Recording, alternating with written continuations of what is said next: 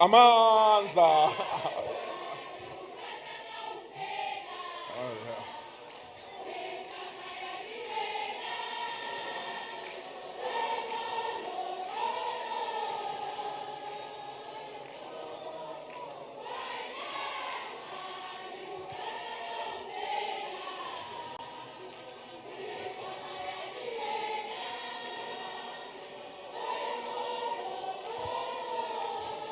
Amandla. Amandla. Amandla. Long live the undying spirit of Comrade Harry Gwala. Long live. Long live the undying spirit of Comrade Winnie Madikizela Mandela. Long live. Amandla. Amandla. Oi, oi, President Ramaphosa, oi, oi.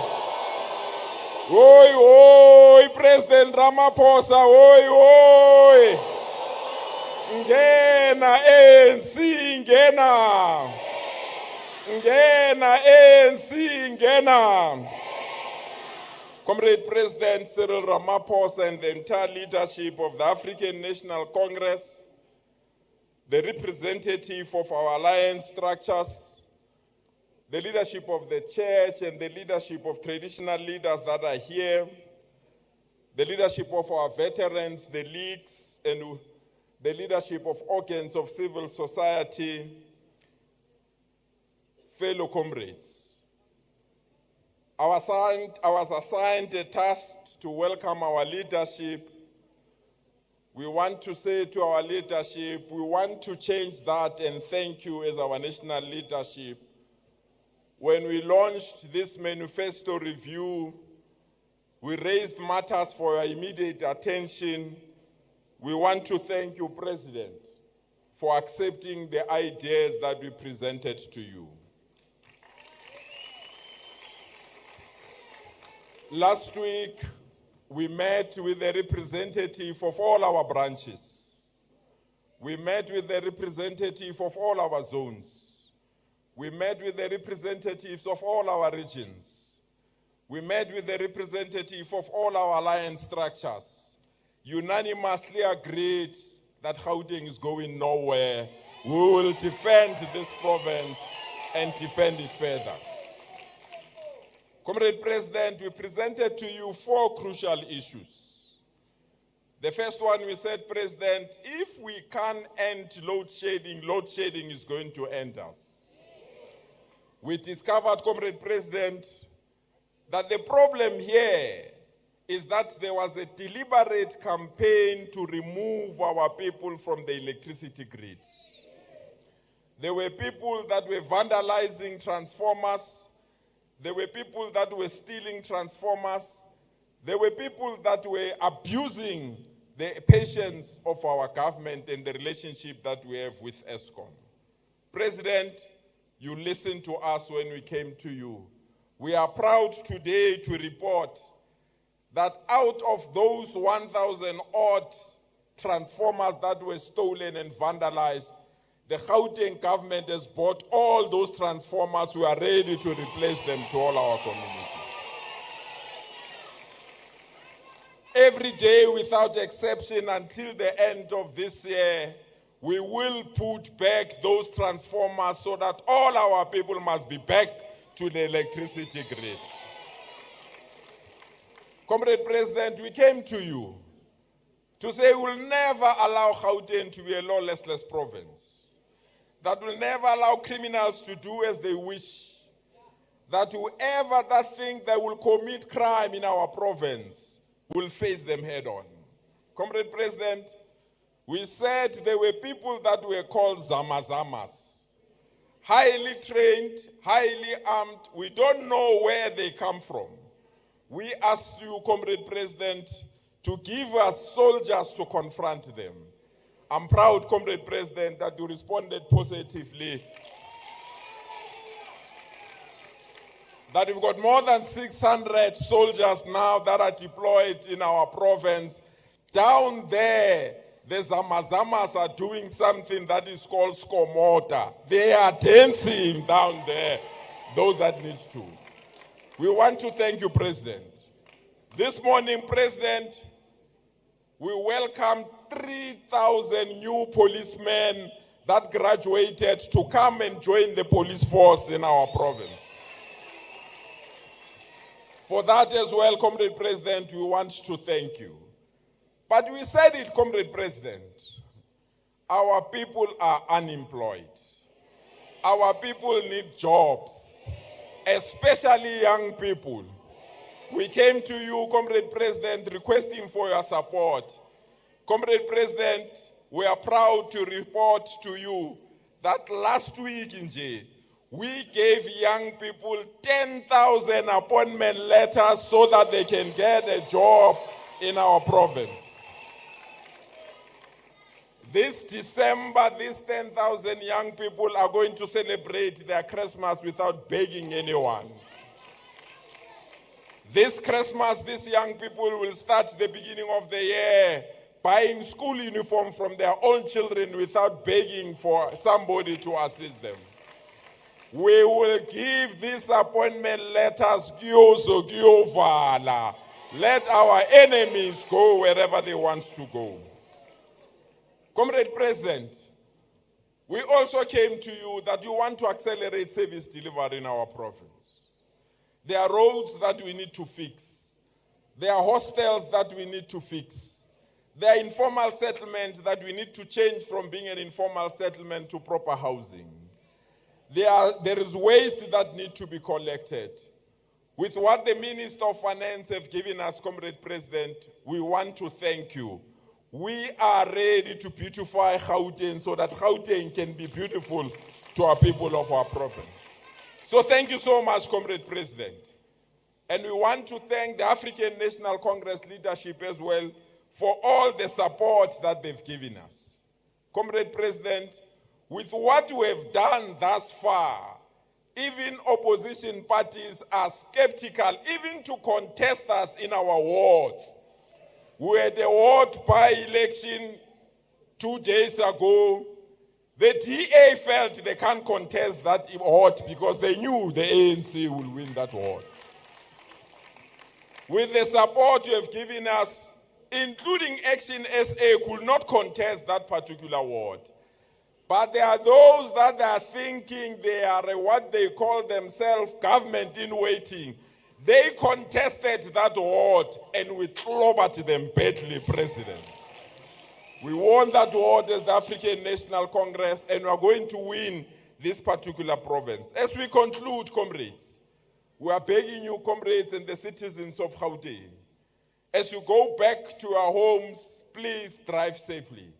We want you back to come and defend this province because this is our province. We are running a campaign we call Fatela. We want everyone to be safe until we ensure that this province is back in the hands of our people. We want to warn people of Mpumalanga, January 8, all branches of the ANC in Gauteng, we are coming there to defend the African National Congress. Leadership, you are all welcome. Amandla! Viva Panyaza, viva! Yeah, Panyaza, we are sevenza and his collective in Gauteng. They are doing a marvelous job, comrades. Give them a good round of applause. This is what we want from our deployed comrades. Asifuna bantu abalala emsebenzini.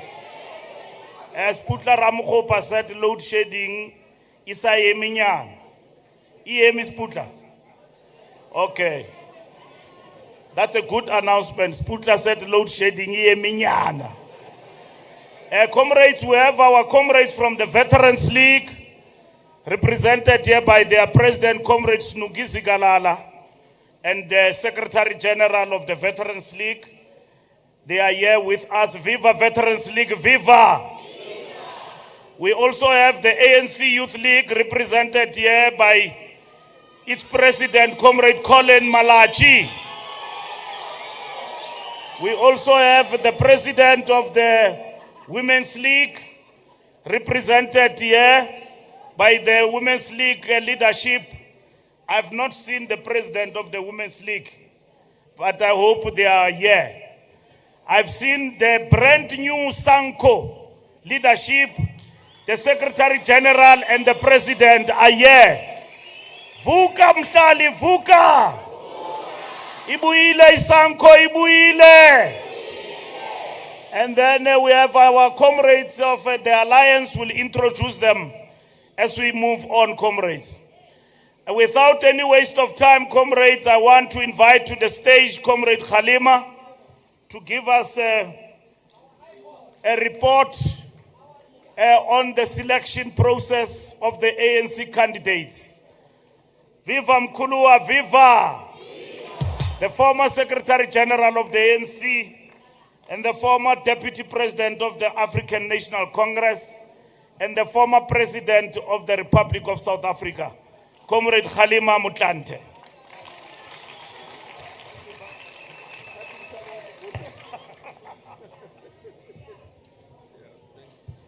The backup is on there.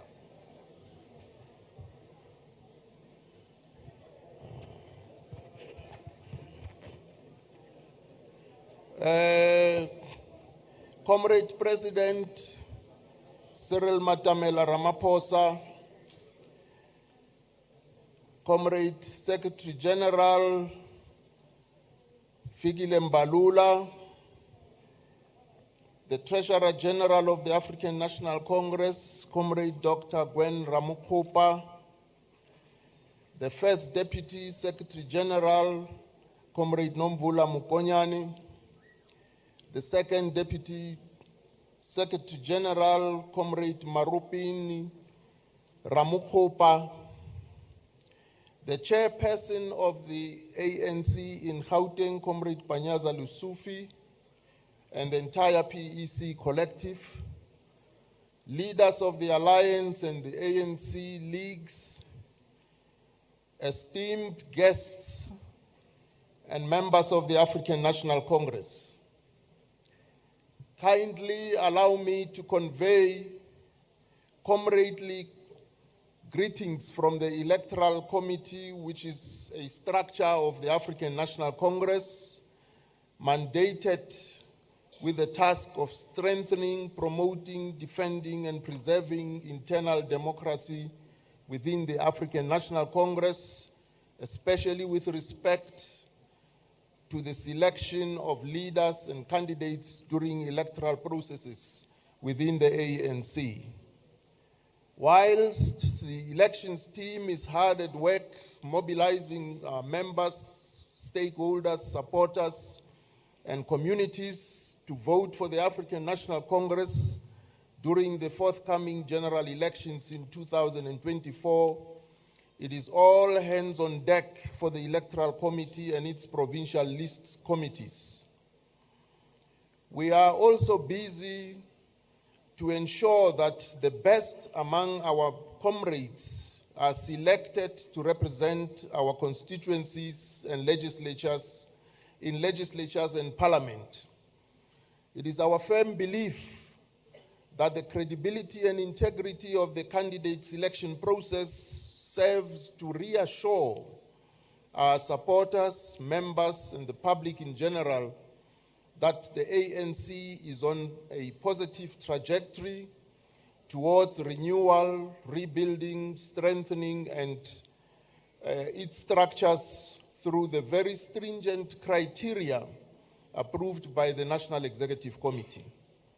Since its inception in March of 2021, the ANC Electoral Committee has delivered two important candidate selection processes, namely the 2021 Local Government Candidate Selection Process and the current National Executive Committee, which was elected during the 55th National Elective Conference held at Nazareth in December 2022. The ANC Electoral Committee is once again honored to be mandated to facilitate the 2024 candidate selection process in preparation for the forthcoming general elections at provincial and national levels. In its quest to ensure transparency, fairness, honesty, and integrity during the 2024 candidate selection process, the National Executive Committee has approved rules and guidelines which are binding upon structures and members of the African National Congress. The NEC approved the rules, guidelines, and procedures for the 2024 candidate selection process to achieve the following key objectives. 1, a national list of 200 ANC candidates for parliament. 2, a provincial to national ANC list of 5 to 50 candidates for parliament per province, according to the number of registered voters per province. 3, 9 provincial legislature ANC lists of a minimum of 30 and a maximum of 80 candidates according to the population of each province. And 4th, the ANC selection of 9 premier candidates. The ANC's candidate selection process must deliver the capacity we need to govern effectively, to oversee government delivery, to make policies and pass laws, and to represent the motive forces and sectors in society in all legislatures. The process combines democratic branch nomination and political intervention to ensure that the ANC selects the best possible cohort of MPs and MPLs with requisite capacity and experience. The members of parliament and provincial legislatures of the African National Congress are expected to have the capacity to participate in making policies and laws that aim to achieve the ANC's development and transformation goals and meet the requirements of the South African Constitution and existing legislation. To represent the needs and concerns of people by engaging in public participation, constituency, and sectoral work. To hold government to account on behalf of the people. Oversee government planning, budgeting, and delivery.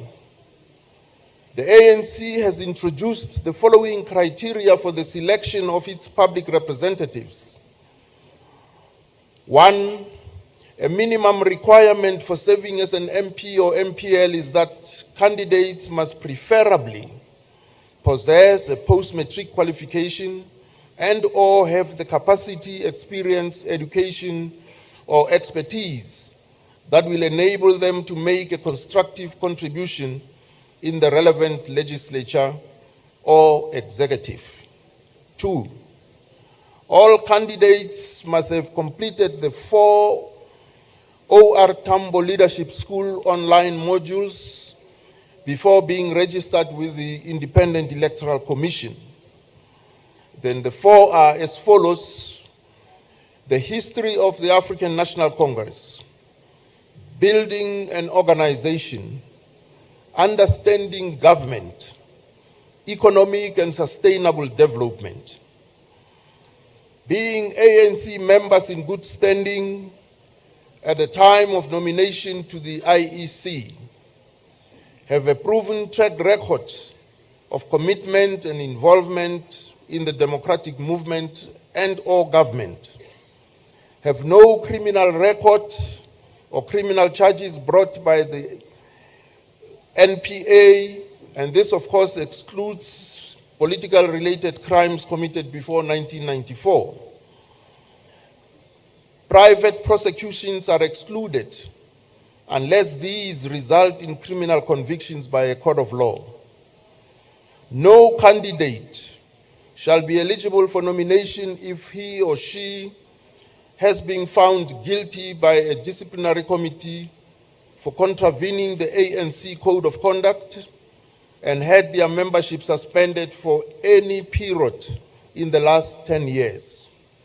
This rule applies also where a member is awaiting the outcome of a disciplinary hearing or an appeal. No candidate shall be eligible for nomination if he or she is temporarily suspended pending the outcome of a court case or disciplinary hearing.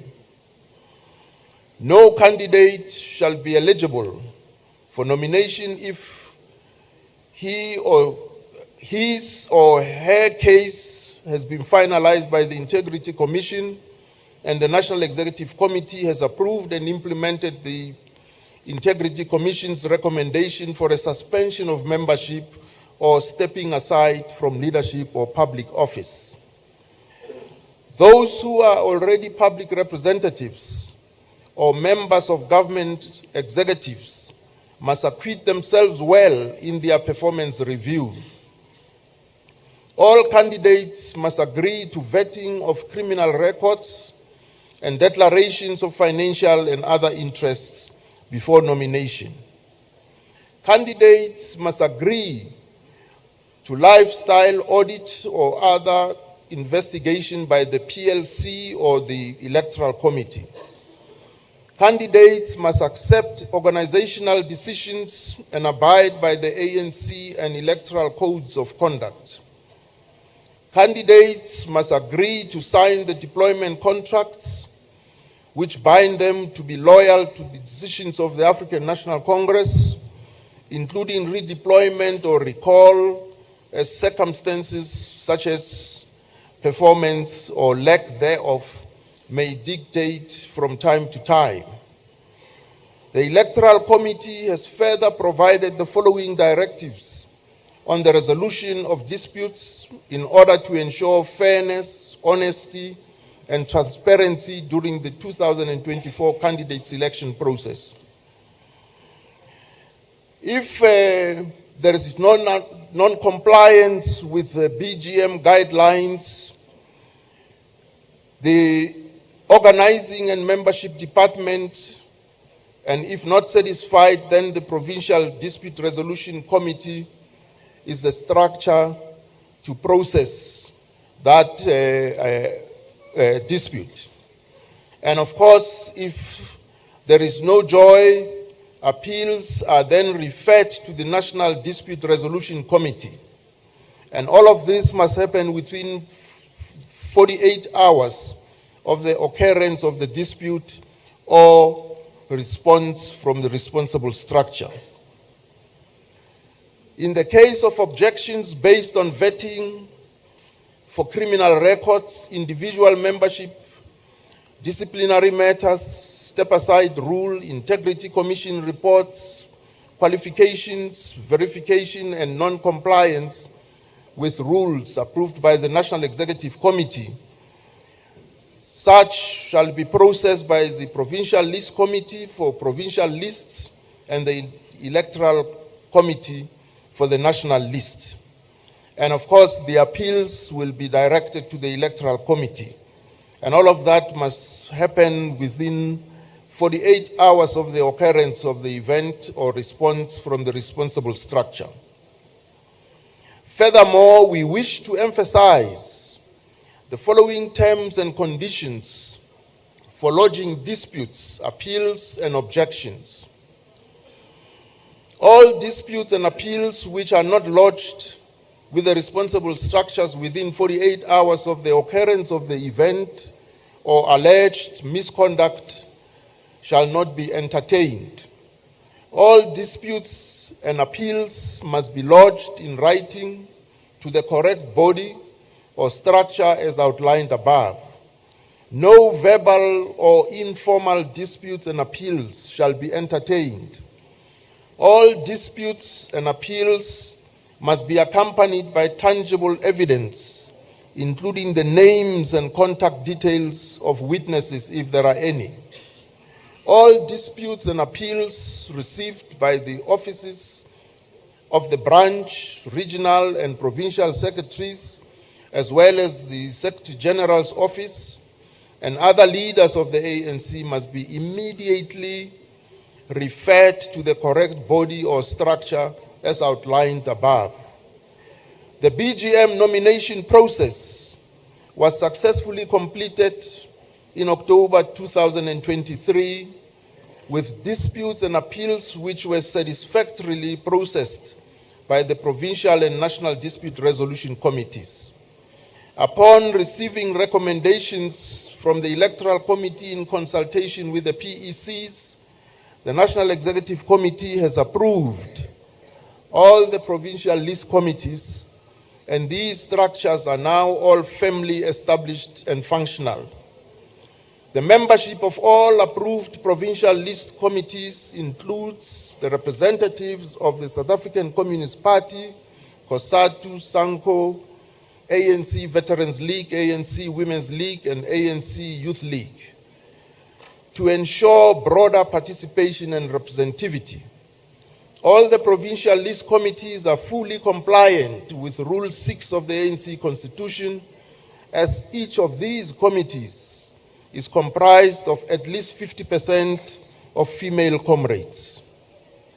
The Electoral Committee has also appointed elections and the IEFSA as two independent electoral agencies to capture, tally, and audit branch nominations per region, province, and nationally. These independent electoral agencies also assist with coordination of the receiving of acceptance forms and CVs from candidates, as well as the overall administration of the lists under the auspices of the Electoral Committee, the Provincial List Committee, and the Provincial List Administrators appointed by the provincial secretaries. So far, all the provincial list committees have received acceptance forms and CVs from candidates who are nominated for the province-to-province list and the province-to-national list. All the provincial list committees have also interviewed all the candidates in the two lists, and the total number of candidates interviewed nationally is about 700. The provincial list committees must balance and order the lists based on gender representation, that is 50% of all candidates minimum per list must be female in accordance with Rule 6 of the ANC Constitution. Youth representation, that is every fifth nominee must be under the age of 40, except for the top 10 of the electable portion of the list. Disability, geographic spread, qualifications, interview results, experience, skills, and racial demographics, among other criteria. The provincial list committees must present the balanced and ordered lists to the provincial officials who may make political interventions and add up 20% of names within the electable portion of the list, which is the current number of available seats in the legislature or the number of current ANC seats in a particular legislature, may also be the basis. In terms of the rules approved by the National Executive Committee, the provincial officials are obliged to furnish valid reasons for their political interventions, to add names of candidates to the Electoral Committee for concurrence. The balanced and ordered lists, which may have additional candidates nominated by the provincial officials, must be presented to the extended PEC for approval and thereafter submitted to the Electoral Committee for final ratification by the extended National Executive Committee. The South African Communist Party, COSATU, and SANCO, as the alliance partners of the ANC, are each allowed 5 and 10 delegates at the extended PEC and extended NEC respectively. We are pleased to report that all the provincial list committees have completed the ordering and balancing of the lists.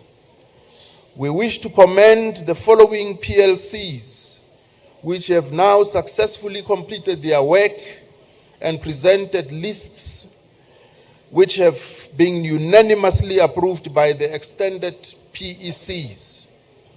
Limpopo PLC, Eastern Cape PLC, Northern Cape PLC, Gauteng PLC, Free State PLC, Mpumalanga PLC, the KZN PLC.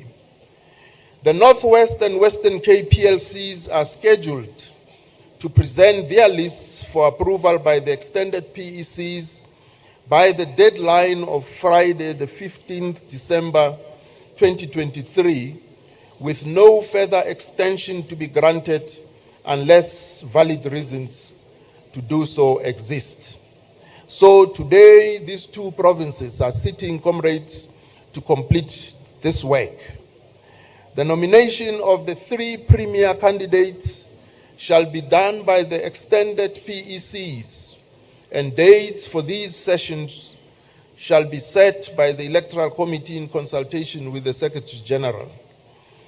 The results of the extended PEC, which have also nominated 3 premier candidates, are still valid, provided that this was done in accordance with the rules approved by the National Executive Committee. We wish to reiterate that at least 2 of the 3 premier candidates must be female, and all female premiers serving their first term in office must be included amongst the 3 candidates as per the rules and guidelines approved by the National Executive Committee. In addition to the ordering and balancing of lists, the provincial list committees are also processing disputes and objections arising from the process. The Electoral Committee has commenced with the interviews of 300 candidates for the national to national list, and these shall be concluded by the 20th of December 2023 at the latest. The Electoral Committee is also conducting a simultaneous process of vetting the candidates in all the 3 lists regarding criminal records, academic qualifications, disciplinary issues, reports by the Integrity Commission, and financial declarations, and this should be completed by the 20th of December 2023 at the latest. The Electoral Committee aims to present the balanced and ordered national to national list to the national officials who, with valid reasons based on approved criteria, may add up to 20 names on the electable portion of the list by the 20th of December 2023 at the latest. All these processes by the PLCs, PECs, and the Electoral Committee shall culminate in the presentation of all lists for final approval and ratification by the extended National Executive Committee on the 25th of January 2024, or any date thereafter as per the convenience of the National Executive Committee. The Electoral Committee shall process appeals on the verdicts by the PLCs with respect to disputes, objections, and complaints lodged with these structures.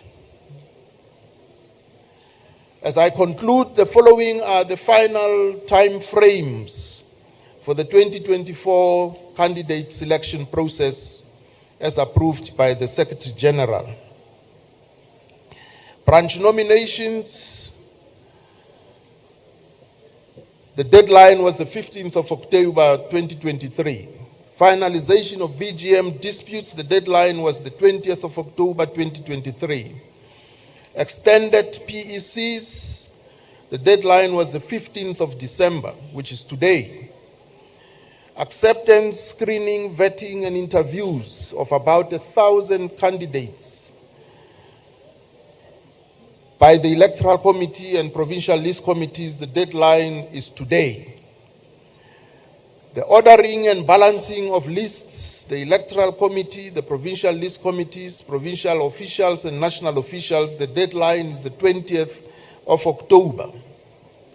The extended National Executive Committee to approve the national to national list, the deadline is the 25th of January 2024. Nomination of premier candidates, the deadline is the 25th of January 2024. Final appeals and objections, the deadline is the 25th of January 2024. The training of successful candidates by the National Elections Team commences at the beginning of February 2024. Deployment of candidates to campaigns by the Secretary General and Provincial Secretaries General. The deadline is February of 2024 until election day. Amandla. Amandla. Amandla. Thank you very much, comrades.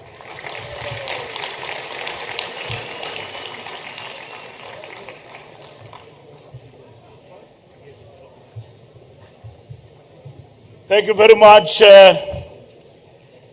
to the chairperson of the ANC Electoral Committee. That report will be distributed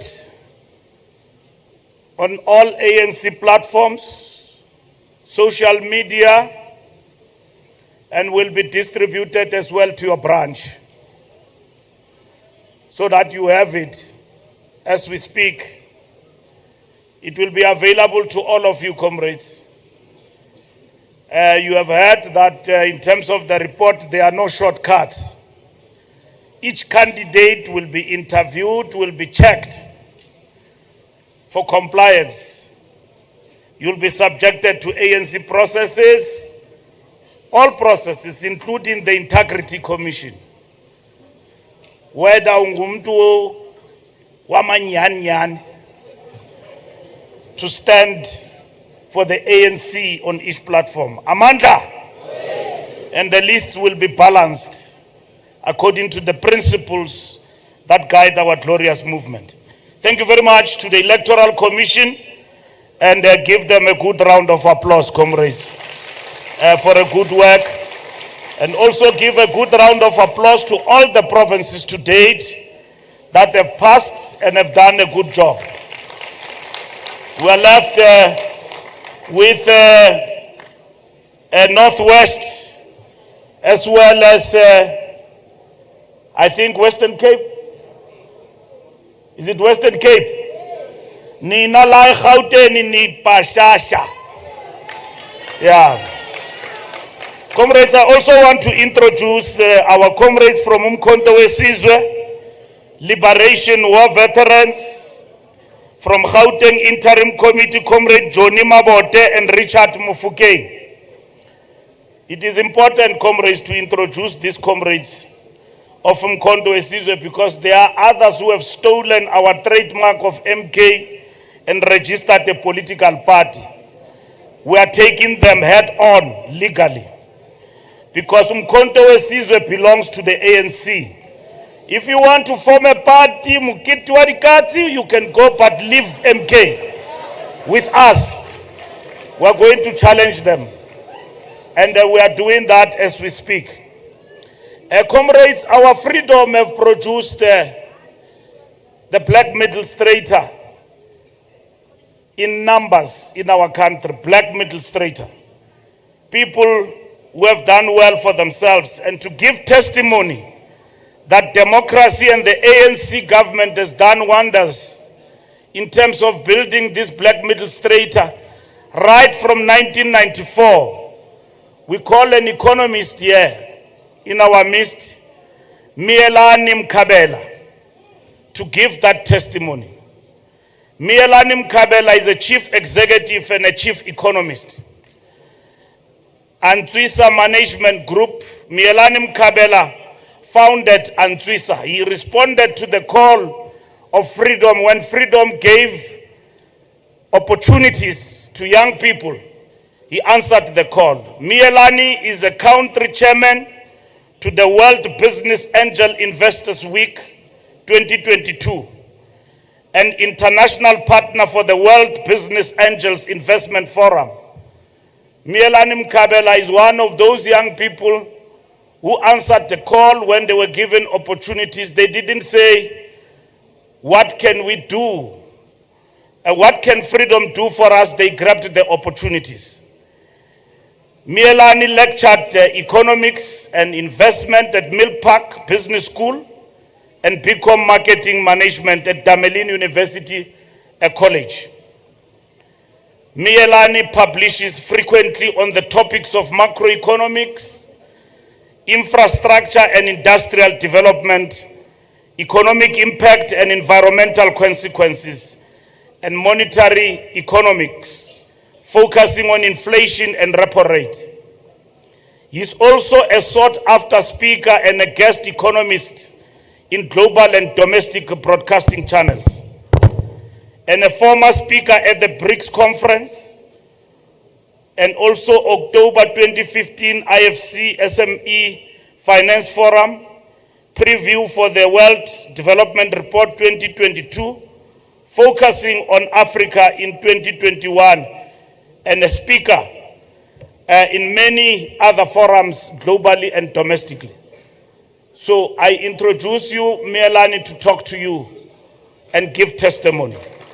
Mielani, platform is yours.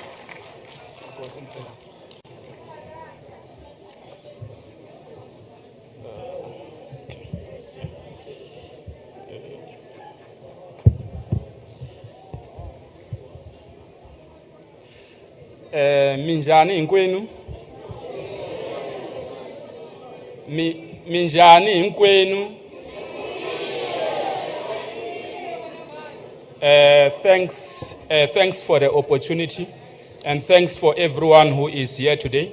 I think what I can indicate from my side is the economy has been facing a lot globally, and South Africa will always need probably motive forces that are educated and competent in that aspect, mainly in the economic sector and the capital market environment. Because when we have few economists, when we have few capital market strategists, that will mean South Africa will be, or the new democracy will build more companies that could be listed in the JSE. But when we don't have those people thinking or dreaming of expanding the economy, will not really a reality. My journey has been a bit rough. We got to study a BCom degree at Vista, Rao UJ. I was part of those transition, which is Kada Asmal, during his term, and afterwards in 2012 I got to be admitted as a capital market strategist, where I was part of the investment community looking after listed companies, and I think that exposure has assisted me to understand how the apartheid government has managed to develop their economy, and at the same time how probably the ANC government is expected to develop its economy. I think my plea today to the NEC members and the president, it could be if the president and the NEC come up with a strategy to expand the economy with about 30% and create almost about 100 companies that could be listed in the JSE, forming black-owned banks and insurance companies, forming the retail food and clothing companies, because those institutions are the ones that could make South Africa or the ANC government overthrow the apartheid government. Without black banks, without retail food and clothing, there is no way that the ANC can regain hegemony. And my plea today is, these 30 years of democracy has gave the ANC a good foundation for education. All sectors of our economy are having black people, and those people that have been developed from this democracy can be the ones that are used to start black banks, insurance and retail companies, and make sure that the listed companies that we have, 400 listed companies, are a description of what South Africa must be, so that when the president goes abroad, he must go with black people as well, and not just go with apartheid developed members. I think that is my plea to our president, and I will say in this challenging time of global monetary and fiscal fragmentation, wars and supply chain bottlenecks, I think South Africa is managing to do well, and then we are soft landing from the predicted recession. South Africa is one of the economies that are doing better in this challenging time, and I believe more can be done with the new coming NEC if they are committed to serve the people. We have an opportunity to witness more companies coming from your thinking. And I will say education is the most important pillar for economic development. And that foundation has been done with the ANC. Thanks so much.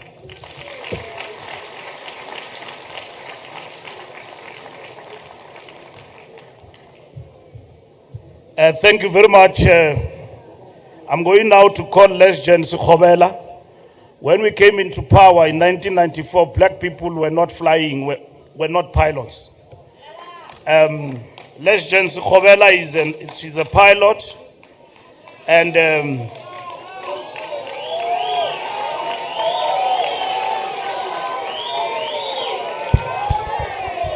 she was born and raised in a small village of Sikampe in Hammanskraal. Lesgen completed a senior certificate from Hoërskool Gerrits Marits. Both her parents had to take early retirement in order to finance her pilot studies. After 1 year of study and completion of her initial solo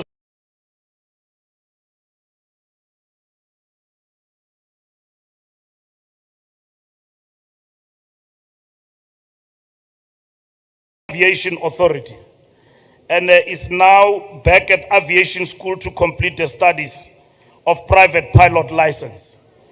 After completion of private pilot license, a goal is to further study towards commercial pilot license, multi-engine instrument rating and instructor rating in South Africa. Lesgen, over to you. Thank you very much.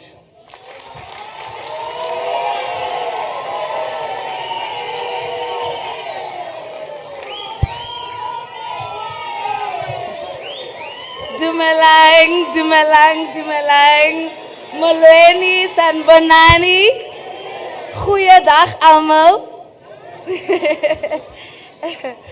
A young lady standing in front of you today is Lesgen Sikhobela, and I'm a private pilot, sorry. I would first like to express my deepest gratitude to our very own African National Congress. I am here because of ANC. Thank you so much, Mr. President. Thank you so much. Yeah. Never ever have I ever thought, Hori, a young lady from Hammanskraal, Komakayeng, would be standing in front of the highest personal in the country. Wow, thank you so much, guys.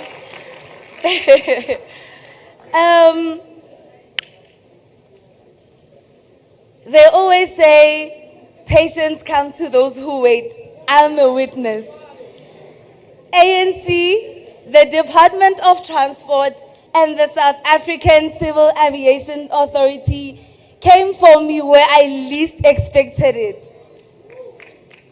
I will serve South Africa, and I will forever be an ANC member.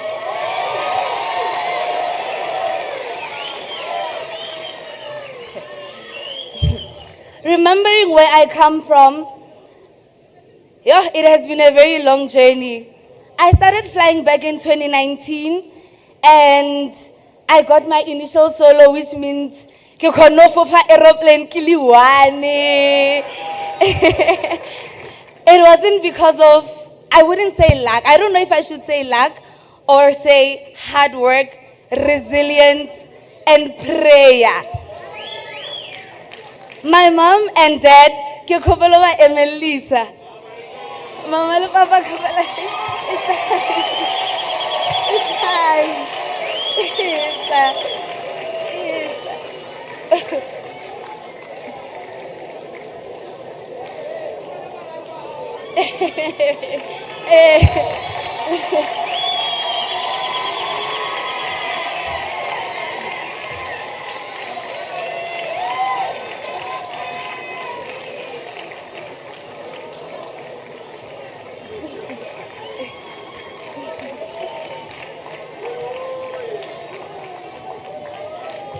And my lovely sister as well.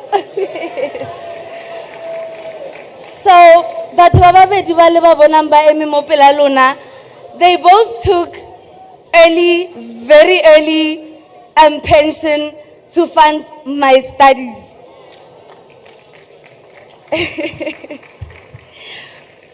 Yeah, okay.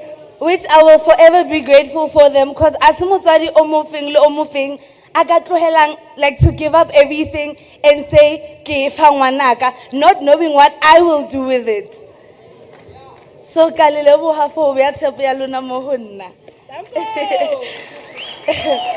okay. So both of them, let's go one of us smile, so they never believed in my, oh, sorry. President Watla. This occasion is very important.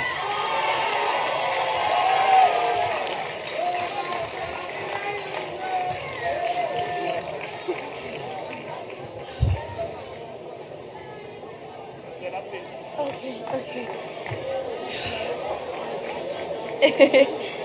Yeah.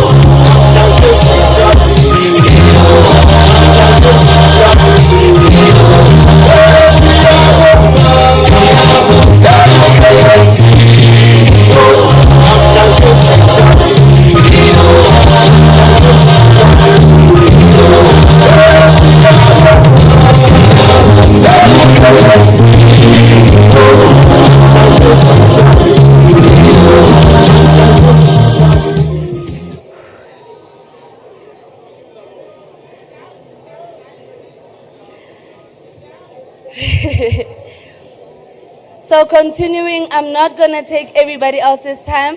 I'm just going to be brief. I'm not standing here to preach or say a lot. I'm just standing here to show my gratitude to the people that came through for me, even when they have so many things and people they're fighting with, they still never fail their youth. I will stand here and advocate for the young black women that they should never ever give up on their dreams no matter what happens. They should work hard and always serve their country, because South Africa is ours and we are South Africa. Thank you. We are ANC. Thank you. Thank you.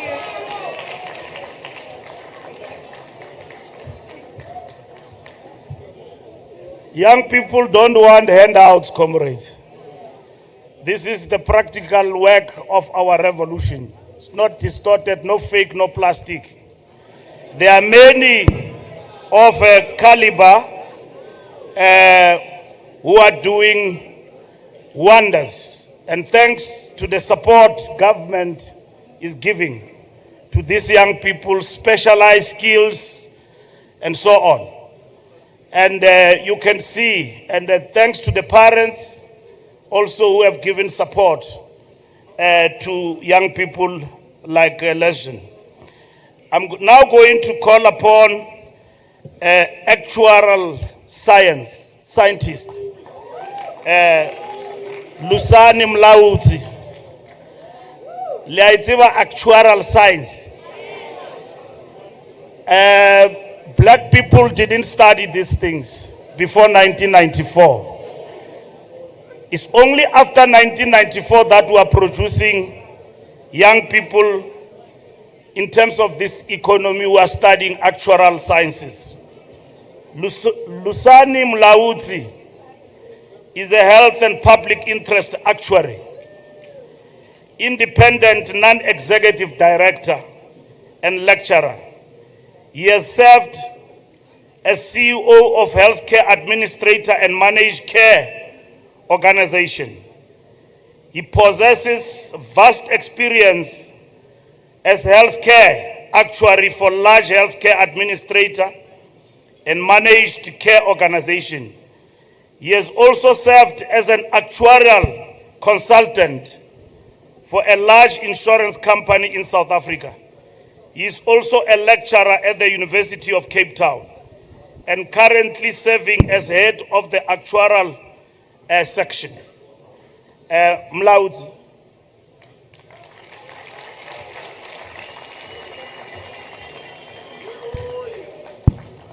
Thank you very much. When you were minister, Mbalula, you appointed me to the board of the Road Accident Fund, but I had to step down to other commitments.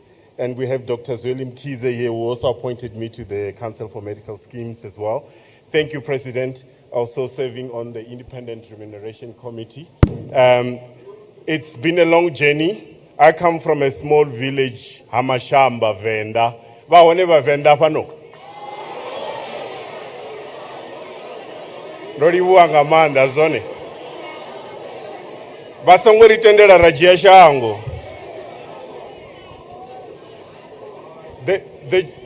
There are very few actuaries in the country. I've had the privilege to serve as the president of the Actuarial Society of South Africa. I know that our president is very passionate about this profession. He started an initiative about more than 20 years ago, the South African Actuaries Development Program. I serve on the board of that as a director at the moment. And the express goal of that organization was to to increase the number of actuaries. By the time when he started, I think there was only one black actuary. We are now probably over 100 black actuaries. Actuaries are important in the development of the economy of a country. My colleague here spoke about leading banks, insurance companies. That's where you would mostly find actuaries. It is said that today we don't have banks that we can say are controlled fully by black people. So the ANC still has a lot of work to do. We are grateful for opening doors for us. I would not have been an actuary if the dispensation that was there remained. So I want to honor those that shed their blood, that sacrificed many things in order for us to have the freedom that we have today. As one of the speakers said, freedom may be there, the door may be opened, but it's still up to us as young people to walk in. We had to go in, you have to grab the opportunity.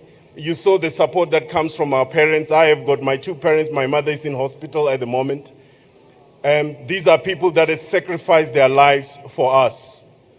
With the little education, the Bantu education, they got the standard 8 and the correspondence to get your matric, and then UNISA as well. I want to honor such institutions as UNISA for giving opportunities for our parents so that we can get to where we are today.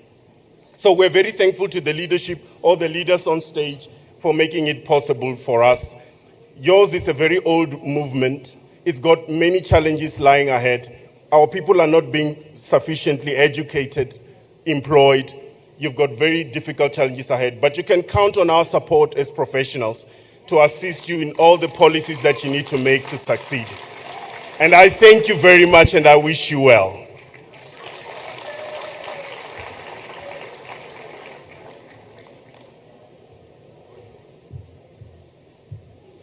Yeah, Supra. Kinana ro study actuarial science.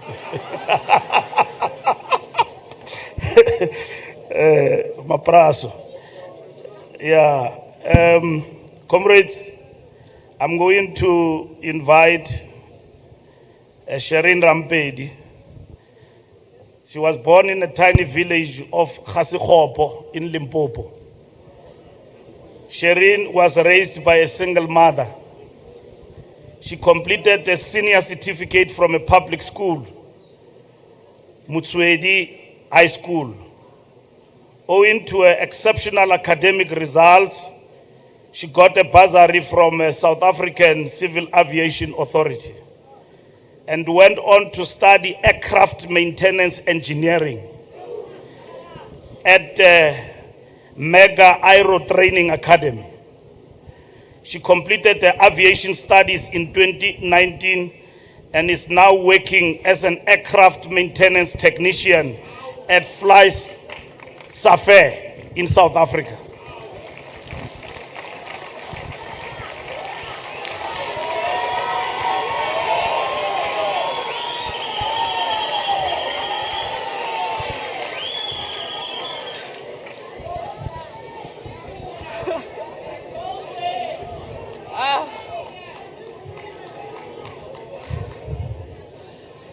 Good afternoon, Dumelang. My name is Sherin Rampedi. I'm from a village called Khasikhopo in Limpopo. I was fortunate to be raised by a single mom who saw the value in education. The kind of support I received from her gave me the freedom to dream and believe I can achieve beyond what is considered a norm. Therefore, I saw the need to work the best I could in school, and later completed my senior certificate from a public school called Mutswedi High School. Not long after my matric, I got a bursary from South African Civil Aviation Authority and the Department of Transport to go and study aircraft maintenance engineering.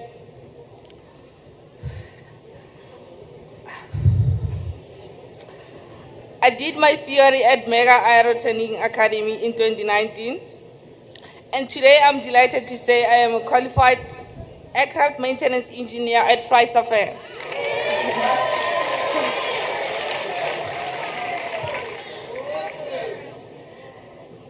Everyone has something to contribute to this world.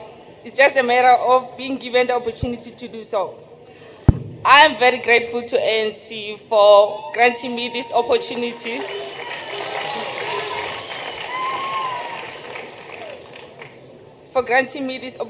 To contribute value to the aircraft industry.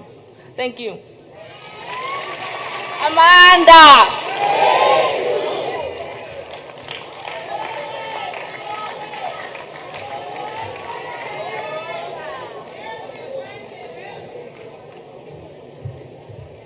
Comrades, I can tell you that in South Africa at large, there are many young people in the system who are educated by the ANC government.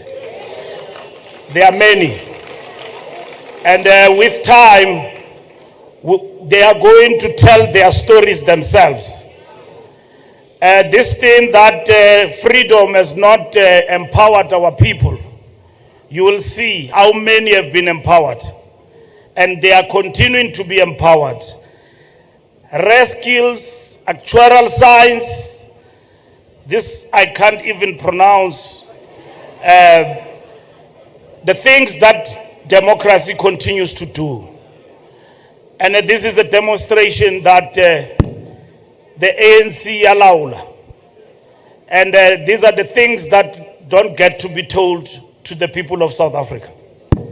But we are on that journey now to tell the stories about what freedom has done for our people and what it continues to do.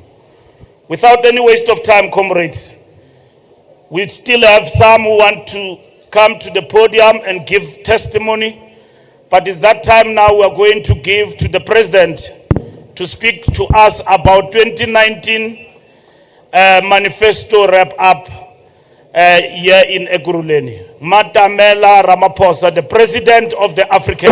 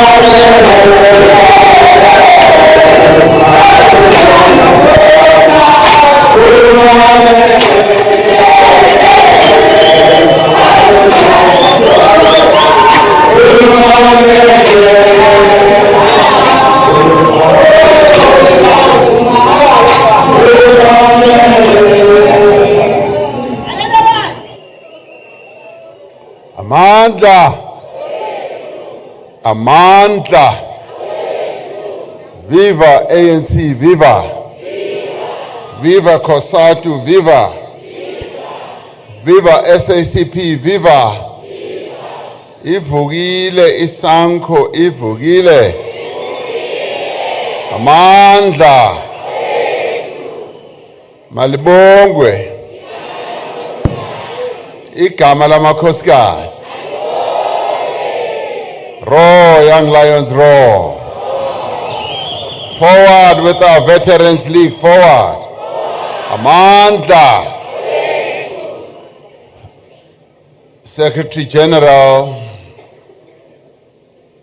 Fikile Mbalula, as Program Director,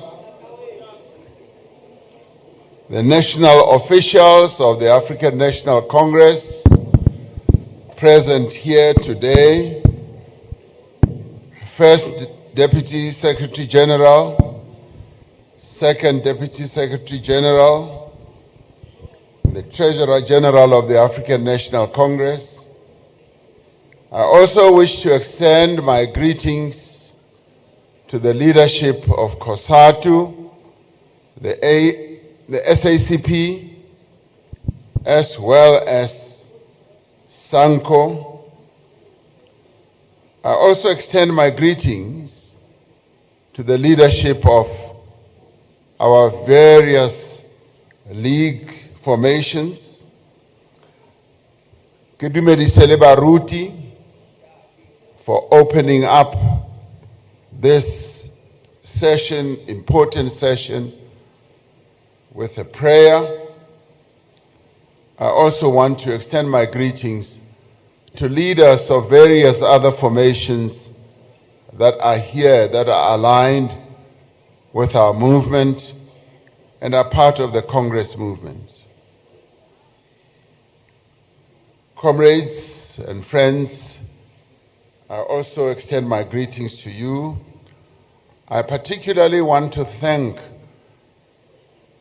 these young people who've been here, who are bearing testimony to what the ANC has been seeking to do to transform this country and to ensure that our people get a better life, but more importantly, a prosperous life.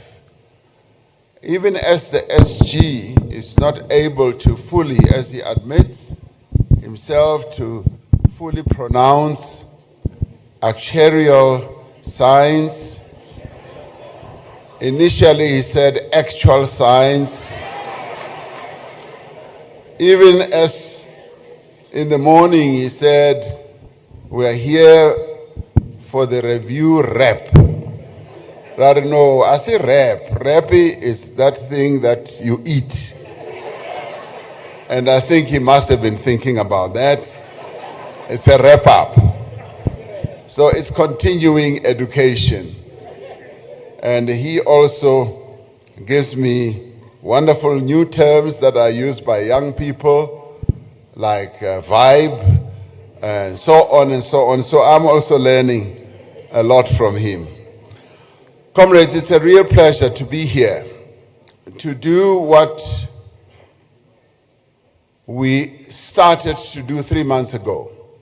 3 months ago, we did something that's unprecedented, that we had never tried before. And we felt it was necessary, and thanks to the leadership of the movement, the National Executive Committee, the Working Committee, as well as comrades who are working very hard in elections, in organizing, and various other divisions and departments of the ANC, who came up with this concept that we should have a review process and do it nationally. And during this review process, we embarked on what you would say is an unprecedented political practice in the political landscape of South Africa, especially with regards to getting our people to be involved in the whole review process, where they themselves, as our people, as members, supporters, and members of communities, took time to participate in these review processes and expressed their views, their joys, their frustration, as well as their hopes and aspirations. So we thank them for walking with us throughout the country as we did that review process. We launched the initial national review in Dobsonville, as we all know, but we then followed it up with various provincial and regional reviews. And in that process, our comrades reasserted, through just participating in the process, reasserted the commitment of the African National Congress in the renewal process. This has to be seen as part and parcel of our renewal process. Reconnecting the African National Congress with our people, with our membership, reinvigorating our activists, volunteers, to look at the mirror and see what the mirror yields, so that we are able to say, we've looked at ourselves, and having looked at ourselves, we want to improve. Yesterday, someone said to me, the process of looking at yourself in the mirror is to see the pimple on your forehead, on your nose, and if you don't like that pimple, you don't go and smash the mirror. You actually say, I want to improve. Now, this process has been like that, where we've looked at ourselves in the mirror and where things were pointed out very clearly and directly with us, and we've been able to enhance the whole renewal process. Accordingly, our renewal process is never intended to be a one-off type of affair. It is a process, and we have often said, let's look at renewal as a process. We renewed our membership system. We renewed the adherence to our principles. We renewed how we can function as an organization at the National Executive Committee level, Working Committee level, and all that. And provincial structures as well, and regional structures. The results that we have gleaned from all this is that indeed the ANC is renewing itself. They like it or not like it, we are renewing ourselves. And that is what is important. And when they say, oh, the ANC is on its knees, oh, the ANC is finished, it's because they don't know which mirror we are looking at ourselves through. their own mirrors are showing them horror pictures. Now we are looking at ourselves through our mirror, and we are not smashing the mirror. We are appreciating what the mirror is showing us.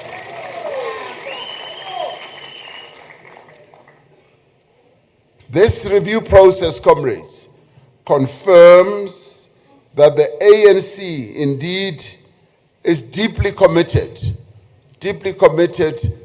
to ensuring that we defend the gains that we have made, we advance the areas where we've been weak, and today, as we do this wrap-up, we are emboldened by the process that we've been through. And we do believe that we are on the right track, much as our detractors would say, the ANC is lost. Our structures at all levels shared with South Africans the progress that we have made. And we did not only share it amongst ourselves, we shared this progress with the people of South Africa. Most importantly, South Africans had an opportunity to scrutinize our performance as the ANC, and they provided useful and helpful feedback to help us deepen our democratic project, to deepen, broaden, and ensure that what we started in 1994 indeed continues to gain traction. It is quite illuminating, comrades, that many South Africans did acknowledge during this process that yes, we have made tremendous progress. South Africa of today is different from the South Africa that we inherited in 1994. Barata kapa barati. The fact that we can have these young people standing here as pilots, and I asked her, how many hours have you flown? She said she's flown 2,000 hours. That is a lot of hours to fly for any pilot. And then I asked her, how old are you? I'm not going to disclose, because it's possible abuti babang batabamba baba interested. All you need to know is that she's young. 30 years ago or so, we only had one black African actuary. Today, we have more than 140 black actuaries. And that is a difficult cause. And our people, as we went through this review process, were also clear on the weaknesses that we need to pay attention to. And they highlighted those, which I will come to in a little while. Indeed, they were very critical of us in areas where they felt that we were either slow, where they felt that we have not done enough, particularly in unemployment, in tackling corruption, in tackling criminality, and in also tackling gender-based violence. So our people were very clear. They did not mince their words, and this is the ANC way. We always say, don't mince your words, because we also have a way of criticizing ourselves, of looking at ourselves and saying we ought to do better.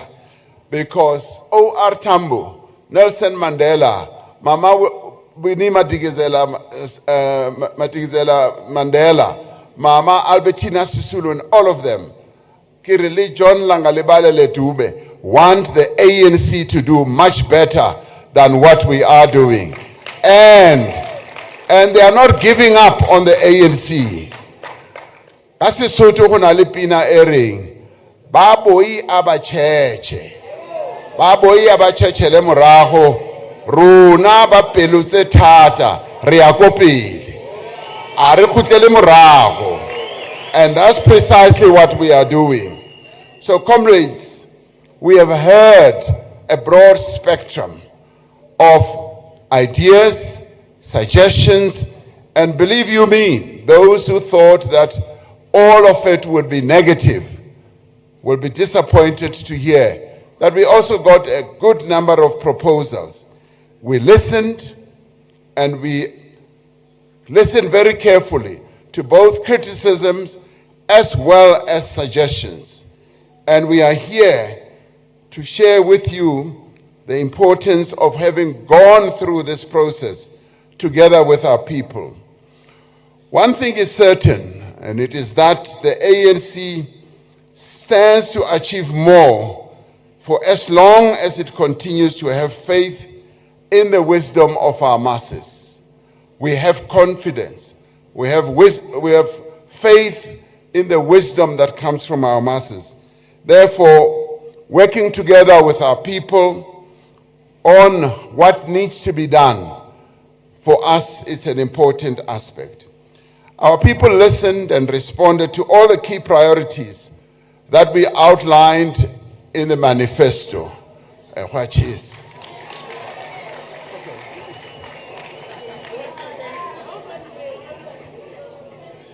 we had identified 7 priorities, and those were: transform the economy to serve the people of South Africa, advance social transformation, and I'm enumerating them in case we have forgotten. Build safer communities, fight corruption and promote integrity, strengthen governance and public institutions, embrace or build unity and embrace diversity, and build a better Africa and a better world. The last 30 years, the program that we have embarked upon has taken into account a number of interventions that we've put in place to see how best we can reach success in a number of areas over the 3 decades. Our detractors have shown lack of appreciation of what democracy has achieved under the ANC. They have resorted to distortions of facts and lies, the biggest being that nothing has happened since 1994, and that apartheid was even better than what we are going through now. And we all know that that's a blatant lie. And we are not going to be afraid, comrades, to state undisputed facts. We are not going to be afraid to test what we said we would do against the reality that has unfolded. Once again, the facts themselves from various independent institutions, including the recent census, confirms that there has been tremendous progress. The progress that our people spoke about also during this review process. A tremendous progress in the improvement of the lives of ordinary people, from basic infrastructure services to social services. And we do refuse to ignore the fact that South Africa, unlike many other countries that one knows on our continent and elsewhere, has responded to a number of needs that our people have put through. We have done so. And one refuses even to hear stories like, no, we have not built as many houses as we needed to our people. I often tell people that I know of no government that will build a house, and today we build a house for 160,000 rand. Next year it will be higher, and hand it over mahala to those people. I know of no such a government. As one travels around and you see a number of houses in other countries, I'm inquisitive and I often ask, are these houses given out free? They often say no, people still have to pay. I also went to a country like Russia, where President Putin said we are building 2 million houses at one go. And then I asked him, are these going to be given out free? He says, no, they are going to pay for those houses. Come to South Africa. And if we had time, I would take you on a journey. I've undertaken a number of journeys to the Eastern Cape, to the Free State, where I've interacted with people, gotten into their houses, where they have expressed gratitude that they've been given houses. Recently, I went to a house, Meumung Momangaung. Now, she had received her house, and then about the president Kopauri, utlo bua le nna, o kene ka mo ntlong. Ka re no ra tsamaretsa door to door. A re no kopa bua le wena ke na le sephiri se ke batlang go bua le wena ka sona. And wa bona ge ha o bitswa ke mme, ene ke mme o grand, wa mona o grand mme. O grand, and Marwale Tsehaso. So Meo Grandi, so one piece that she calls me into her house. So I was going with some other comrades. And then Meo Nabarno, what you do and really too. So Abarmon Ari Kamokamuring. Because 2-bedroom house, lounge and kitchen, typical RDP house. So now the comrade Isaka, their eyes went like this. But the president, you look in a bedroom, ignore. Just ignore them. So we get in there, she says, I'm very happy. The government has given me a house. Marika shorta. Kare o shota ka imam. A hona le ntwe one fele ke shota nka yona. A ke se bore ANC ka nthusa jwang. Kare o shota ka eng ke tšhelete or ke. A re no, ke shota ka monna.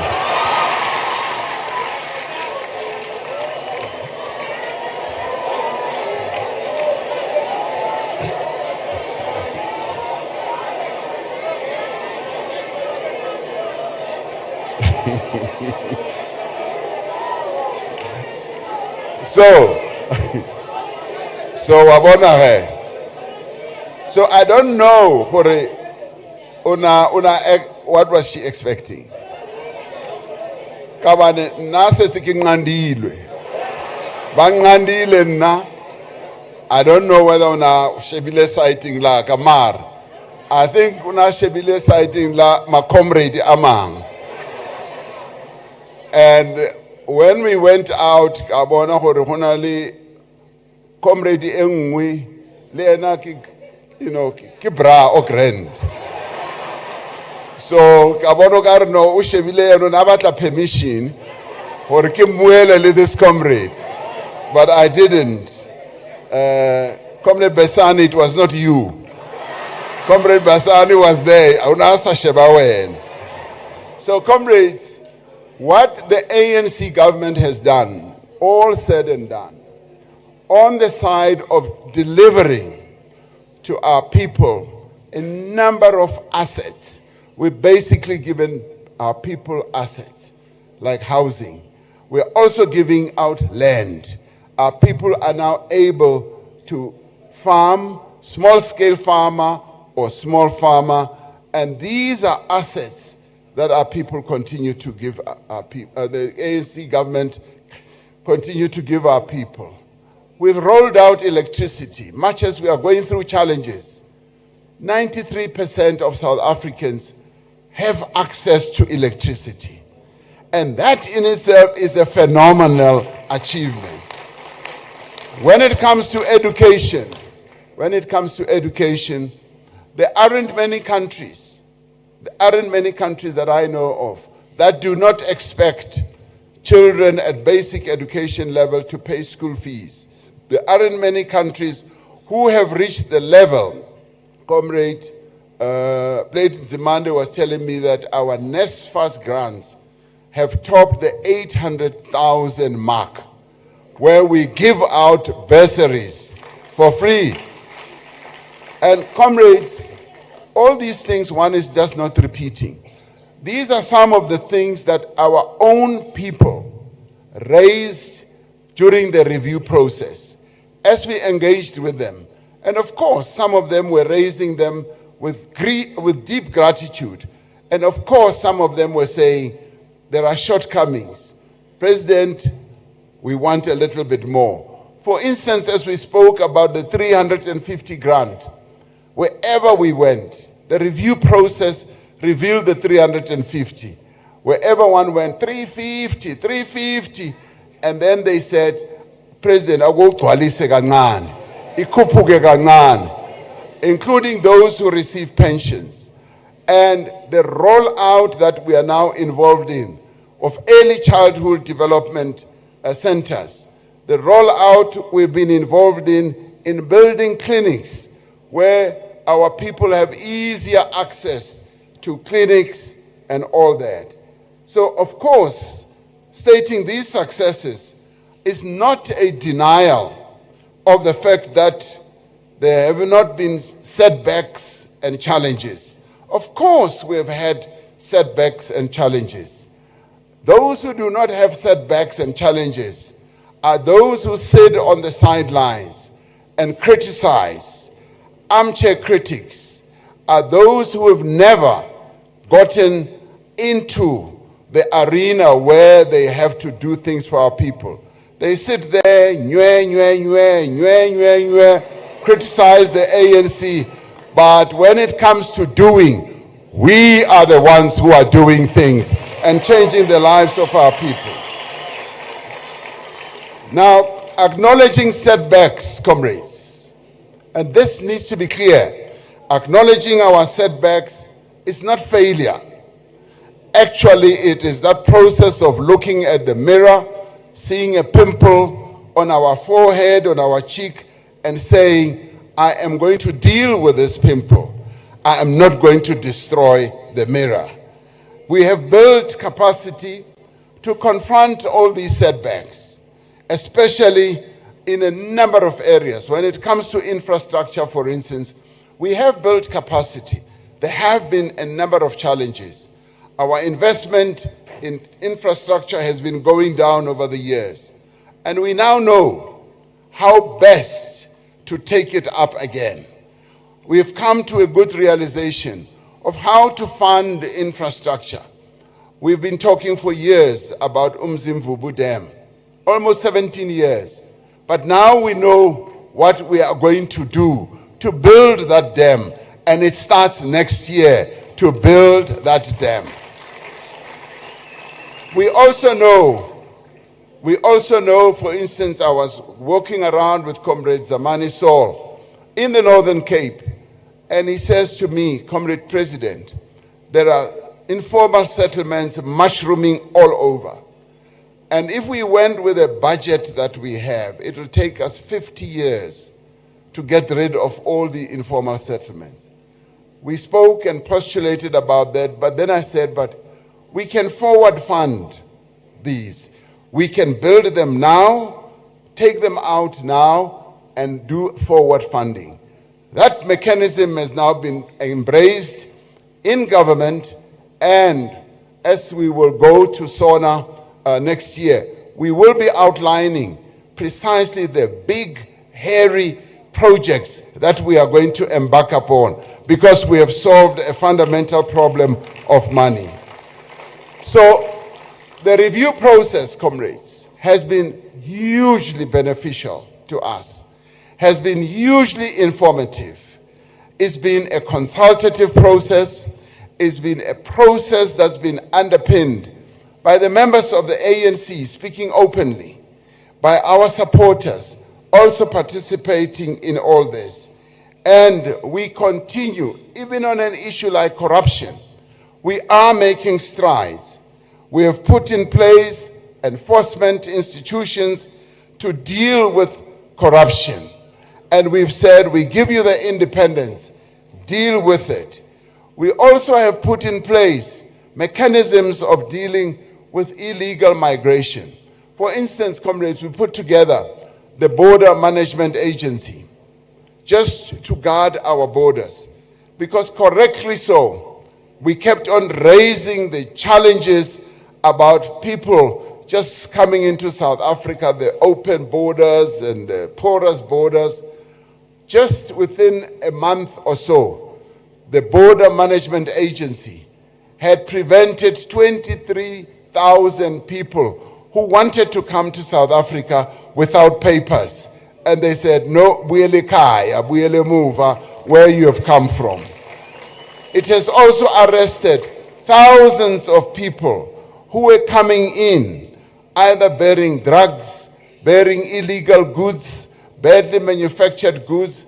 And it shows that having listened to our people about the issues that affect their lives, we've been able to respond.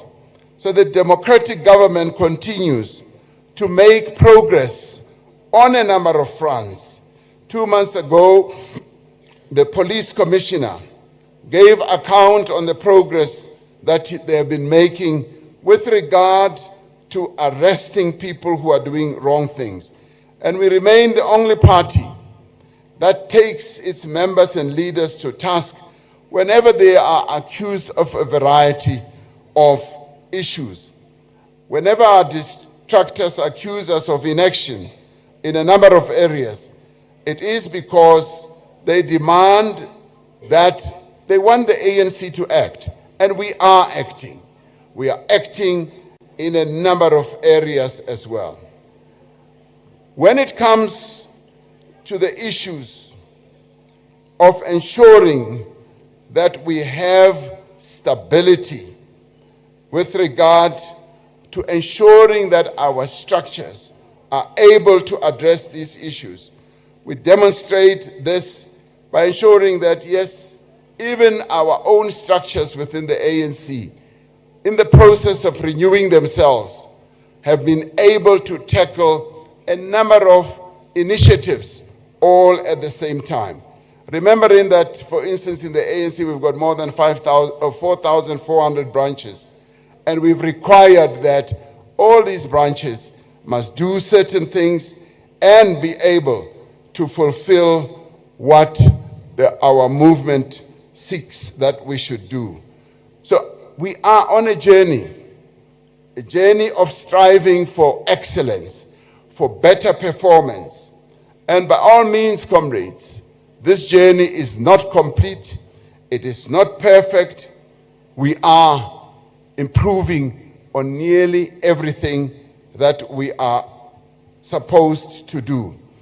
And with regards to just getting our people to participate in structures of our movement, we have increased participation of ANC members and ANC programs and campaigns in the organization.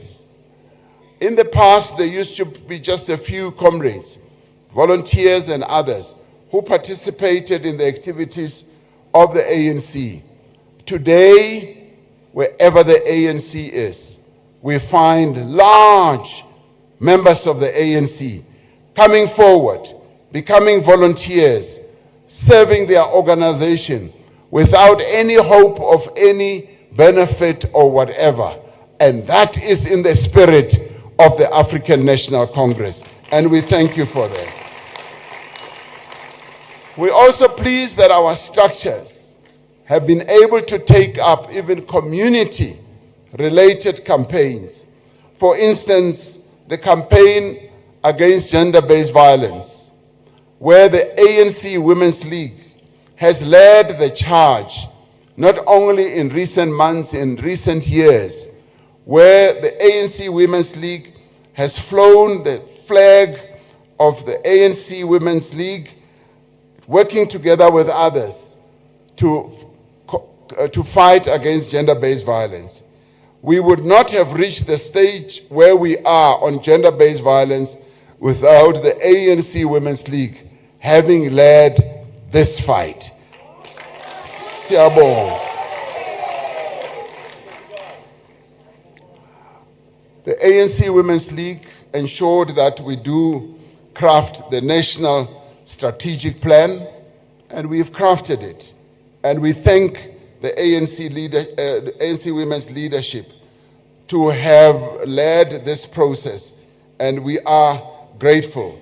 And we want, obviously, the ANC Women's League, the ANC Veterans League, and the ANC Youth League, those basic components of the ANC, to be very visible, to be in the forefront as we go to the elections. They are the ones who must be mobilizing much more vigorously, because they both have a constituency that we want to rely on, that we want to mobilize to win our election.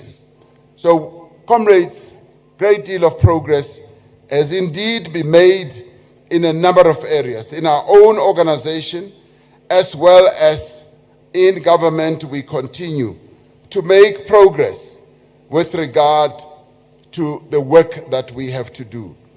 On service delivery, for instance, during this period of the Manifesto review, the ANC has demonstrated the agility in dealing with some of the challenges that our people face. As the party that is in government, the successes and setbacks of service delivery lie on our shoulders. We know that. We have the responsibility to respond to the needs of our people, the material needs that our people have expressed. And it is in this context that the review process has been accompanied by strong responses on the part of government, especially on issues that require immediate attention.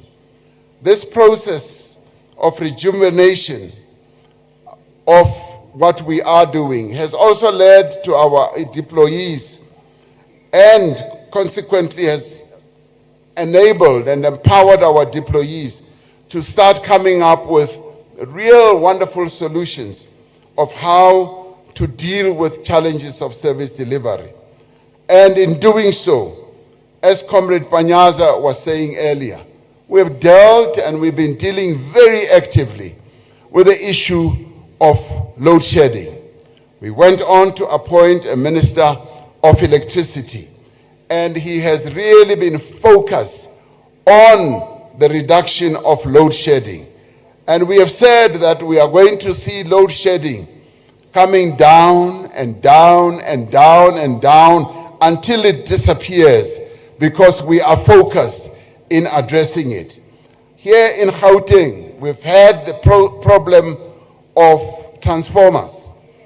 And wherever the provincial leadership has gone around, working together with ESCOM to install transformers that have blown up, we've seen our people coming out in their large numbers, expressing the gratitude that the ANC government is now addressing their basic needs.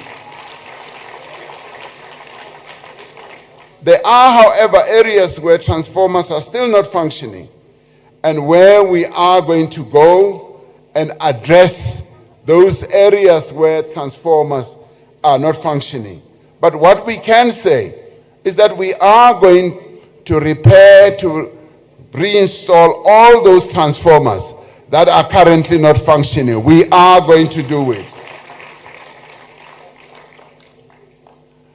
We thank our comrades in Gauteng for being innovative, and indeed, we are also encouraging the other provinces to follow suit, to do it actively themselves, and then get us at national level to support them by getting, yes, ESCOM to address the challenges. The challenge of water in various areas, especially in municipalities, is receiving the attention that our people said we should pay attention to. The systemic issues are being attended to. Our work of oversight, especially in areas such as Mfuleni, which for the longest time was a problem, where we even brought the Defense Force, that is now being addressed. 2 weeks ago, I went to KZN, to Jozini Dam, and people in the deep rural areas used to look at the Jozini Dam, which was delivering water to white farmers and not to them. Today, that has changed. Water is now being delivered to our people in their homestays. So that in itself is progress. But this too, during our review process, it came to quite strongly. There is no doubt, comrades, that unemployment is the biggest problem that we're facing.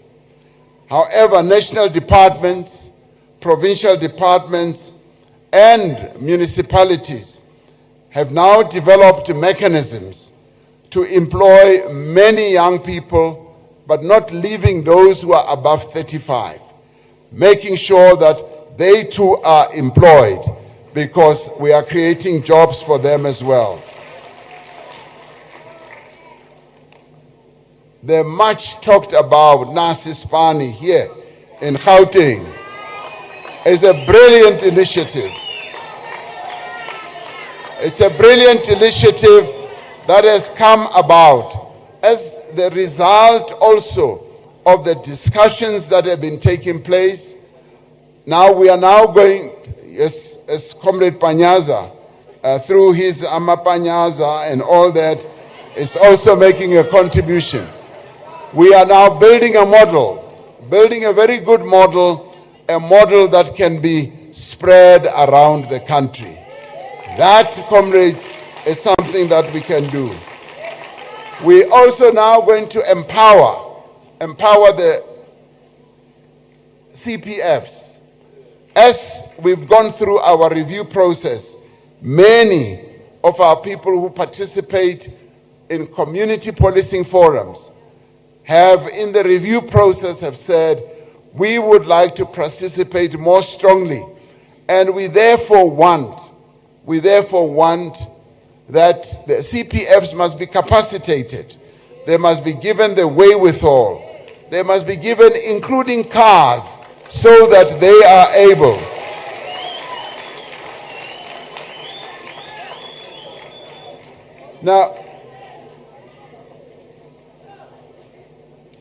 Now we are empowering our CPFs, and the objective is to reduce the levels of crime. And we've always said, in the end, our way of effectively fighting against criminality is going to be including the communities to participate, and to participate in an organized way, in a formal way, through their CPSs. So that is also going to be one of the big initiatives that we go on forward with. Tens of thousands of young people are beneficiaries of a number of initiatives that we have embarked upon. At the national level, during the midst of COVID, we established the Presidential Employment Stimulus that has succeeded in bringing 1.2 million people into job opportunity situation. We are now going to look at the public employment program and see how best those can be fused together so that we create 2 million and more opportunities.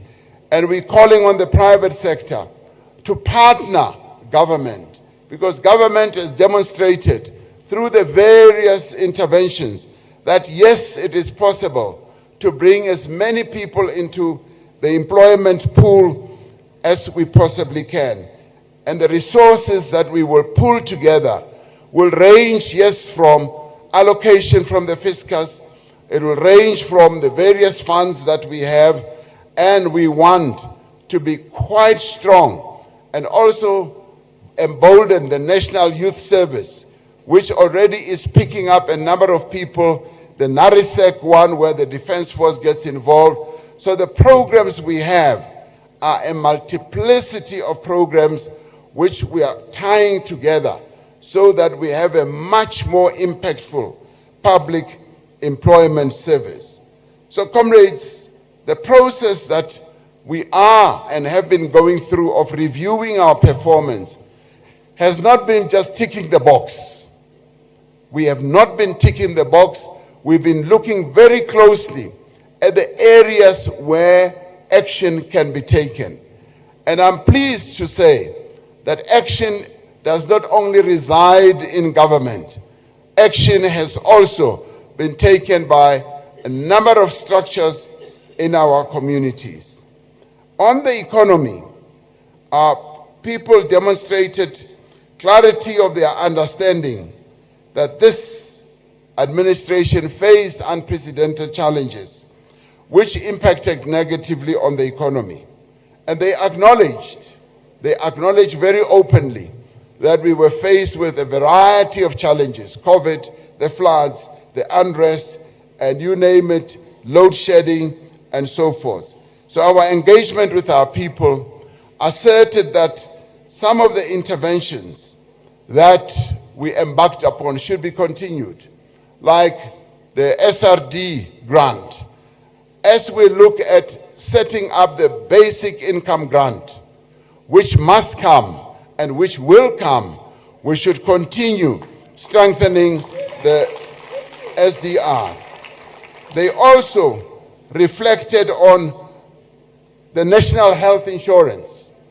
And they said, national health insurance, which has budgetary ramifications, we should proceed with the national health insurance implemented to make sure that all our people have access to good quality national health. They also, during the review process, reflected on the high cost of living and said the cost of living amongst our people has risen exponentially. And this became very high-level discussions amongst our people, with a number of proposals being put forward. And the proposals are going to be taken forward as we move towards SONA, as we move towards the budget as well. So in the end, comrades, the review process has been quite comprehensive. And I've touched here and there and there. But the important thing is for us to prepare for the next administration. Next administration will find a very solid foundation with regard to how things can be done better, how service delivery is going to be done a lot better than what we have. Things such as unspent budgets, where money is sent back to the national treasury. And our people have said, we don't want to see that anymore. Money that is budgeted must be spent. And so therefore, we are going to see a great deal of improvement there. And we also reflected on some of the weakest areas where we find that local government does not have the capacity, does not have the wherewithal to get things done itself. And so through various laws, we've now developed a scheme, a mechanism, a capability of getting either the province or national to intervene in the interests of our people. Now, there have been some doubts about this amongst our other comrades who say this is like a hostile takeover. They say, well, the president is trying to effect a hostile takeover. And I say, you know, if the hostile takeover is going to result in improving the lives of our people, nayoge, a hostile takeover, ifigi, because we intend to improve the lives of our people. A good example, very good example. We had water problems in Hammanskraal. The local government had been asked for almost 12 years to deal with that problem. And they kept looking at their budget. And they kept turning their budget around, using it for certain purposes.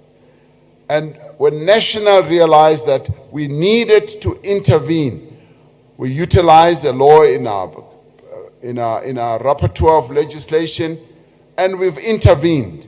And we said we are now going to intervene directly ourselves. And this is in line with what you wanted as the African National Congress. You wanted a strong government, you wanted a strong presidency. That is exactly what we are doing now, to make sure that we intervene to improve the lives of our people. And on a whole range of things, we now have a mechanism, a funding mechanism, a doing mechanism where we can get things done. We're now dealing with the logistics, where our logistics sector has almost collapsed.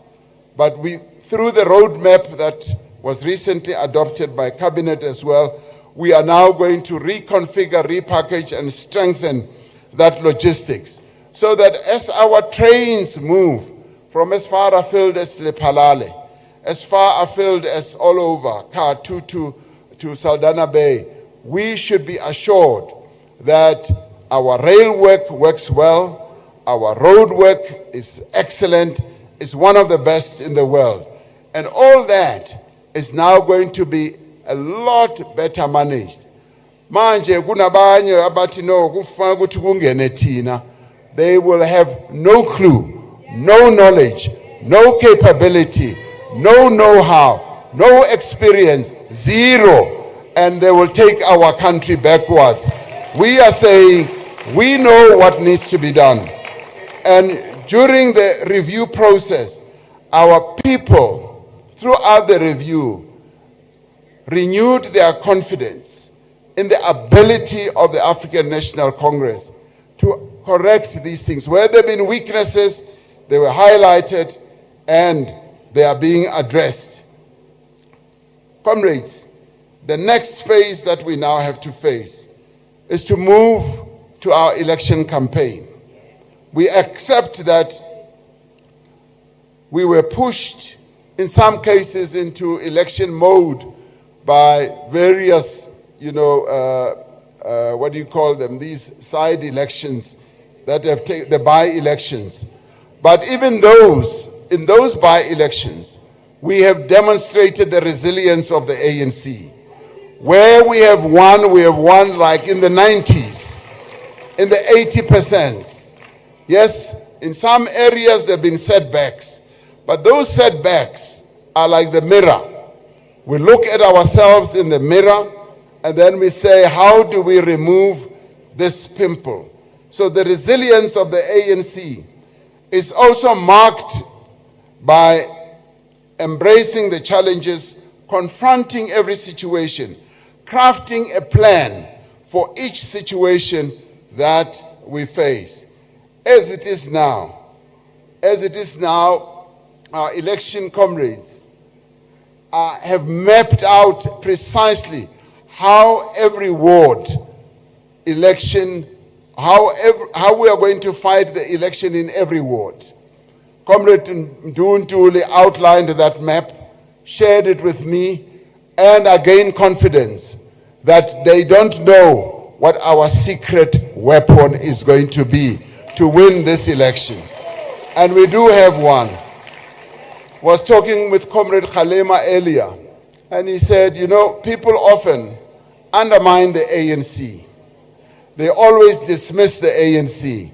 They just don't know our DNA. They don't know what makes us move and roll. They don't know that when the ANC gets into gear, when the ANC decides that it's going to move, you will never beat this election machinery that we have. We're the only organization with a very powerful election machinery. The ANC is there north to south, west to east. Wherever you go, however you go, you will always find the African National Congress. And we are therefore going to deploy our boots on the ground, and we are going to overwhelm them And that is why we are certain that victory is assured. Where I stand, I have no doubt whatsoever that as we see a number of the results that are coming through, that the ANC is going to succeed in our next coming elections. The Manifesto review, comrades, this process has shown the mood of our people beginning to shift favorably. And our people are beginning to reconnect with the ANC, are beginning to see that, yes, the ANC is alive, the ANC is present, and the ANC is leading. And we should therefore continue, comrades, until the last day with the work that we are doing without any let up. Each one of us here must be a committed volunteer for the African National Congress. What I do know is that I will be going through the length and the breadth of this country, every street, every pathway, every village, every township, and I'd like all of us to join me in doing just that. Because, comrades, it is when we work together and we work with society, that we are able to overcome even the most difficult challenges. And now, comrades, when we look at also the work that we've been doing internationally, at the international level, the image, the standing, and the integrity of the ANC has been raised quite exponentially. The standing of South Africa. When we speak, people do sit up and listen to what we have to say. And we speak it without mincing our words. Various comrades, ministers, deputy ministers, wherever they go, we don't mince our words, we stick to principle, whether it is in relation to the Ukraine-Russia war, whether it is in relation to Israel and Palestine, we state our position unequivocally. Whether they like it or not, we will stay on message and advocate for what is right. And at this point in time, our support for the people of Palestine is irrevocable. It will never change. And that needs to be made clear. And interestingly, the other day, someone was saying that on the continent, they've had possibly a few countries, but they say we are grateful that the South Africa and the ANC has taken such a bold step. And we operate at two levels. There is the party, the ANC, that is very strong, and there is the government that is obviously inspired by the party, by the decisions that all of you take, and we charge ahead. And it is this that positions us well, and it is also this that makes us a partner that can be called in for whatever discussions or negotiations. And sometimes the positions we take would seem to irritate others, but in the end, it is those very people who are seemingly irritated by what we say, call us in and say, please help us to resolve this dispute, this conflict. And that's precisely what the South African government is doing, aided and abetted by the African National Congress. And I do want to thank the various structures of our movement, starting off with the National Executive Committee. This National Executive Committee, which is just 1 year old, members of the NEC comrades have been working extremely hard. I've been on the NEC of the ANC since 1991. This NEC has been working harder than what I have seen. I also want to thank the members of the NWC. Members of the NWC have been executing various tasks that they are called upon to execute. I thank also the deployees of the NEC, the deployees in provinces, and I also want to thank, yes, our provincial leadership throughout the country. Notwithstanding some of the ups and downs, we have kept the ANC alive in our provinces, and you have made sure that our people participate at a very high level. And it is this that is going to be one of the biggest surprises to our detractors who think that the ANC is not going to perform well, who actually wish we should go below 50%. And I want to say that those wishes are not going to be fulfilled.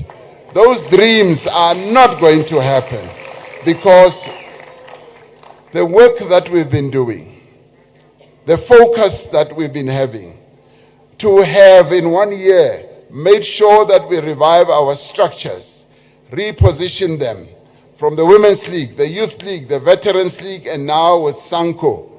We've got great success when it comes to that, and the work that is now being done. The work is not only being done by the SG, it is being done by the various structures that we have in our organization. So comrades, this review process, unprecedented as it is, has yielded a great deal of success, even as we talk to our detractors in the media, in academia. They do see indeed that yes, the ANC has changed this country, and the ANC intends to change this country going forward. Whether they like it or not, we are still going to be around, and we are still going to be the governing party by basis of the strength. And comrades, that strength resides in you. That strength and power is in your hands. And we have seen that when you pull that strength out, when you enable that powerful strength that the ANC has to be unleashed, we are unstoppable. Next year, we are going to demonstrate that, yes, indeed, we are unstoppable. We will not be held back. We are going to succeed. Amandla! Amandla! Thank you, comrades.